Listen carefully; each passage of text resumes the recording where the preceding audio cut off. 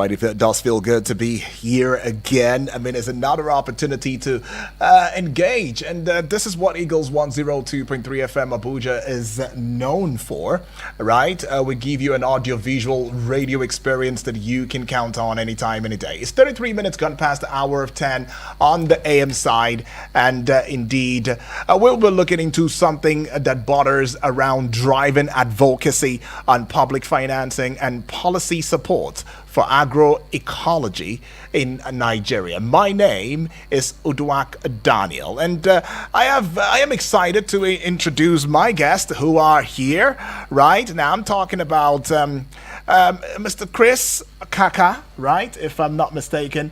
Welcome to the program today. You might want to speak out, so we could hear you. Good morning, listeners. Awesome. Right. And we also have Favor Yunana, right? Yes, sir. Awesome. All right. Say something to the listener. Good morning. Okay. Good morning. You hear her voice now. And Hajara Lisa Ramson, good morning and welcome to the Prog Show. Good morning. I'm happy to be here. Awesome.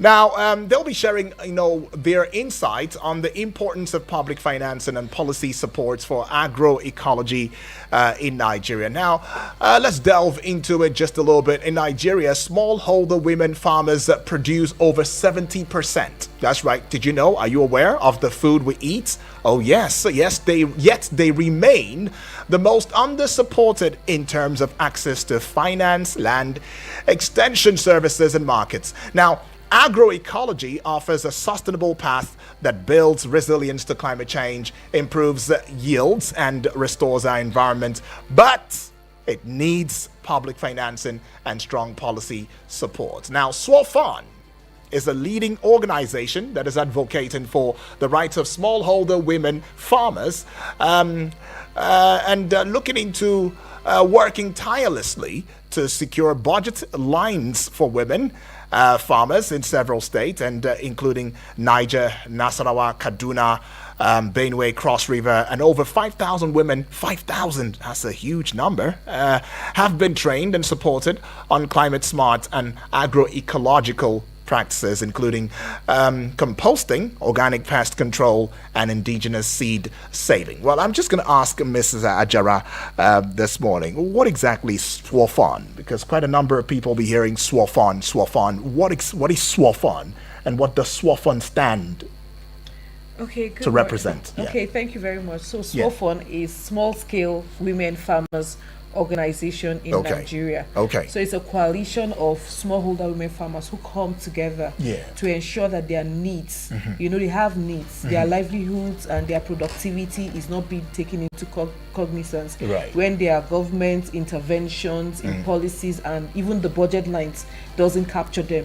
So this is a group of women farmers that come together to ensure that they have one voice and their voices are heard. Right. Awesome. Now you heard that. But let's quickly look into some of the concerns as they come, right?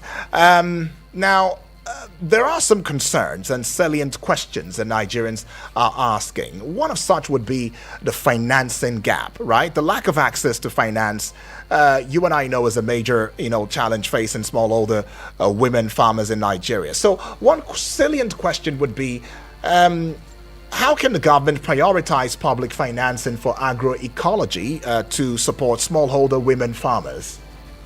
Okay, government can do that by giving dedicated budget lines for smallholder women farmers, especially when it has to do with agroecology. Okay. Because over the years, most women farmers are not captured in the budgets.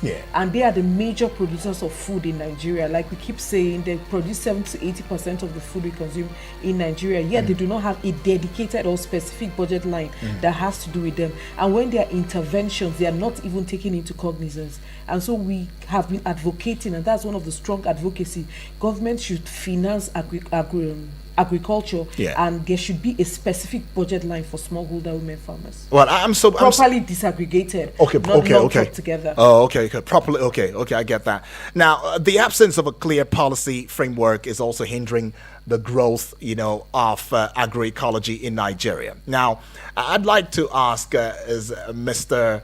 I didn't quite catch the name, Mr. Chris. Okay, I think I'll remember the Kaka part because, yeah, that name is the Kaka part. So, Mr. Chris, in terms of policy supports, there has been some absence in clear policy framework, and and some have said that has hindered the growth, right, of agroecology in Nigeria. So, what policy reforms, right, are needed to support the development of agroecology in Nigeria, from your point of view? Okay, thank you very much. Yeah. Just a very simple way around it. Okay. Policy issues, one of the way around some of the issues of agroecology. And the way we think government should go around it is beyond the fact that you're actually committing resources to ensure that women agriculture, their concerns and experiences are actually taken into consideration when you're budgeting. Is that the fact that we need government to actually reduce imports of pesticides? There must be a straight line policy that says, look, pesticides, chemical pesticides and related issues should no longer be imported. If you check the current agricultural policy, there's a component of it that allows you to bring in some of those things. Yeah. If you remember some years ago, even presently, Nigerian beans, cowpea was banned from entering the European market for a solid 3 years. Basically, the product was not wrong. What actually happened was that the pesticide that was used on it was beyond the maximum residue level that the country wanted to have. Right. And they just returned the whole consignment. And we were on a ban for 3 years. So we're saying, look, it's important for government to put a policy that encourages agroecology, encourage people, indigenous technology of how to grow food. There was a way we used to grow our food. Once you harvest them, you take the best of your produce and keep it for the next planting season. Right. And they grow. The GMOs and the rest don't do that. You plant them this season, replant them next season from the produce. It's not going to give you the same thing. Wow. And so we're saying there should be a policy in that direction that encourages indigenous technology that we have at home here in actually producing our food and ensuring food security. Awesome. Well, still having the conversation on here, there will also be concerns that has to do with market access. I mean, smallholder women farmers lacking access, to markets, limiting their ability to sell their produce and all of that. And there has also been the salient question of whether or not smallholder women or women of different age and clime have been also encouraged into the process of being a part of, is it the SWAFON now and this business. Now, I'd like to get with you in terms of market access. How can the government support smallholder women farmers to access markets and improve their livelihoods? Okay, thank you very much. Yeah. So government can support smallholder women farmers by creating market linkages. So, like I said earlier, mean market linkages or link? Okay, to connect them to the market. All right. So most times they don't have roads. There are no feeder roads. Their roads are not good. And most times they have perishable items. So what middlemen do is come and mop up these things from the smallholder women farmers and take it to the market. And when the women even go to the market, they don't have the produce anymore. Wow. They sell to them at very high rates. So government needs to create roads and also access or link them to markets to make it easy for them. Or better still, government can mop up these things from them mop up these things from them and buy it at very good rates, so that these women can improve their livelihoods and eventually improve their productivity. Because what we see is that they do not have access to these roads, or they do not have even access to the markets, so they are limited and they are tied, their hands are tied, and they are at the end of the day, the middlemen come and mop up these things from them, and it doesn't help them in any way. All right, doesn't help them in any way. But then again, remember that SWAFON is about creating an enabling environment, encouraging our women to indeed get into the process of agroecology, agrofarming, and helping the society as well as the country in terms of our food production.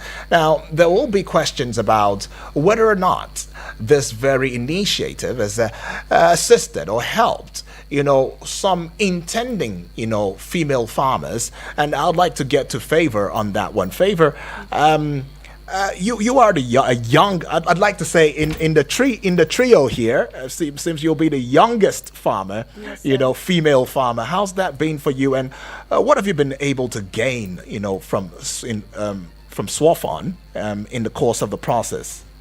All right. As a young farmer, Yeah. one of the things I was able to gain and educate Right. myself through so far was that there is always a training for farmers, the young farmers, Okay, especially. you might want to be very bold in saying that. There's always a Training. Training. Yes, Okay. sir. Oh, there's a For- training. Okay. Yes, sir. The phone training for young farmers. Yeah. And then this also helps, especially in this aspect of agroecology, Mm-hmm. to train us on how to move from the chemical way of farming Right. to the natural way of farming. Oh, so there's a chemical way of farming. Yes, sir, And then that's- there is a natural way of farming. Yes, And sir. that's what Swafon is doing, Yes. having that training for young females, right? Yes, sir. Oh, so do you think there's any difference whatsoever in these two styles of farming? You mentioned chemical and natural. Which one have you seen? Can you endorse? Okay. That can you say, oh, this is the one that really works? All right. The chemical farming is somehow faster because they use chemical most Right. time, but it is not health-wise is not acceptable. It causes a lot of effect to human. body. So the one that I will advocate on that people should go is the organic farming, which is the Okay. agroecology. Yeah. Though it's not easy, you have to be a patient person to go along with it. But with the training and everything, it make it easy for the young farmers to engage on agriculture. All right, now you heard a young female farmer right there saying that, look, even though you go through the chemical farming process, it's more like you're jumping the gun. It's more like you're doing expo. And in the end, you already know how expo ends. Even in schools, you never, ever pass.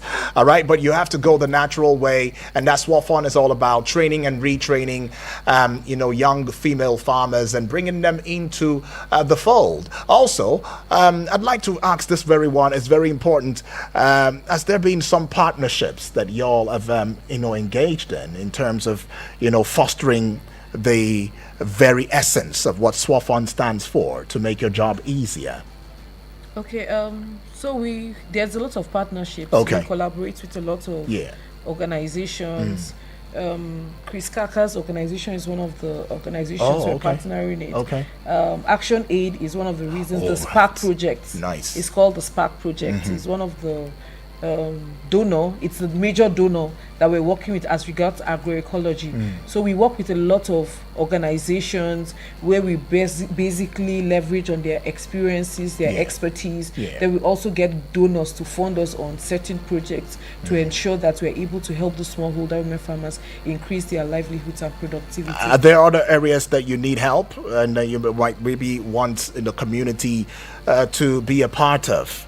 Maybe SWAFON and all of that, because I know that there are some young females who want to get into farming, but they don't even know how to contact you. Some have no idea that there is anything called SWAFON. Okay, so we have, for you to be part of SWAFON, you have to belong to a cooperative. Oh. So individuals cannot be part of SWAFON. SWAFON, okay. You have to belong to a cooperative, then you register as a cooperative in SWAFON. So that's what we do. So if you want to register, you can Yeah. come to the office where Action Aid hosts us, where we have an office inside the Action Aid Okay. building. It's located in 41 Crescent, 4th Avenue, Guarimpa, Action Aid office. Okay, you might want to take it again. This okay. time solely. Okay, Yeah. Action Aid office. Yeah. Guarimpa, 41 Crescent. That's right. 4th Avenue, Saad Zungur Street.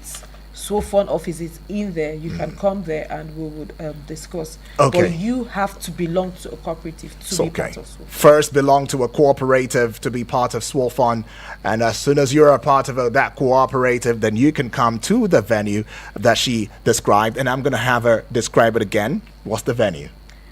Action Aid office. Yeah. 41 Crescent, 4th Avenue, Saad Zungur Street. Okay, so here I am in a place like Masaka. Here I am in a place like in the interiors of Abuja, and I am thinking, oh, how do I get there? And I need to reach out to you. So what's the number? The number to call is 070 070. Yeah. 25 25 00 00 14 14 77. 77. Yeah. Okay. All right. I'd like to also get to Mr. Kaka. That's the one I remember. Basically, though. Well, anyways, let me get on with this particular one here now, and that will be about smallholder women farmers lacking access to extension services, limiting their ability to adopt improved agricultural practices. Now, how can the government strengthen extension services to support smallholder women farmers? Okay, thank you very much. Yeah. I think that question is very important. Yeah. One, because if you go to any of the, particularly the ministry now, and ask them to give you the roll calls, the number of personnel of extension workers they have, they tell you a lot of them are retiring, and it's important that government actually makes a deliberate effort to recruit more extension workers, and also ensure that the gender balance is in it, because oftentimes some people don't allow. Women are more easy to relate with other women as an extension worker rather than having the men, maybe for cultural or religious reasons. So we need them to actually recruit more extension workers, build the capacity of the new extension workers that you're having so they are able to deliver to them. But the extension workers themselves, government needs to also provide some form of mobility for them, because if your interactions with them will tell you that, look, they may be available, but then to get to the farm, which is always sometimes far without any motorable roads, they should provide some form of mobility for them to be able to get to the farms. Very well. Your final thoughts, yes, Ajara. Okay, so thank you very much. So the SPARK project is actually strategic partnership for agroecology and climate justice, and that's what we're working on presently. So we've trained a lot of extension agents in Nigeria, because one of the issues we see is when it's time for them to do their work, they have a lot of limitations, so they're not able to do their job. So we train them and we support some of the extension agents to help us monitor and also to help them do the work they're supposed to do. So we pay them stipends to be able to do that based on the SPARK project. Okay, based on the SPARK project now, there are stipends that are being paid, to do their jobs. And finally, what will be your final thoughts to young girls out there who want to also become a young farmer as yourself? All right. My word of encouragement to them is that they should not limit themselves. Like, if you have the idea of farming, if you've studied agriculture, just open up, look for any, as you have said, any cooperative, join them and then begin to advocate. You will learn more. You will learn more from them, and then it helps with the training and everything. Awesome. Well, I'd like you to give the number again, all right, this one last time, so that people can very quickly, call on to you and access you anytime and get through to you as well. Let's get the number. 070 070 25 25 00 00 14 14 77. 77. One more time though. 070 070 25 25 00 00 14 14 77. Now, you heard it already. Conversations trending on here as we go into the topic driving advocacy on public financing and policy supports for agroecology in Nigeria. And our guests have indeed made this conversation an eye-opening one. Chris Kaka, Favor Yunana, and Ajara Lisa Ramson. Well, I'm hoping that with the SPARK project, y'all will indeed get more girls and females, because the truth is, how can we grow as a nation if we don't have the likes of elegant females as yourself and the likes of Favor, as well as Mr. Chris Kaka, giving that support and showing that support that, look, hey, we are right behind you and you can do this. How do we grow? We will grow, and I believe in the SPARK project and what SWAFON is doing. Thank you again for stepping into the studio this morning. Thank you for having us. Thank you, sir. This is where we call it a close, and the broadcast still goes on. Now, back to the music. Darling, there's no need to worry. Back to the music faster. Back to the music faster. On Eagles 102.3 Abuja.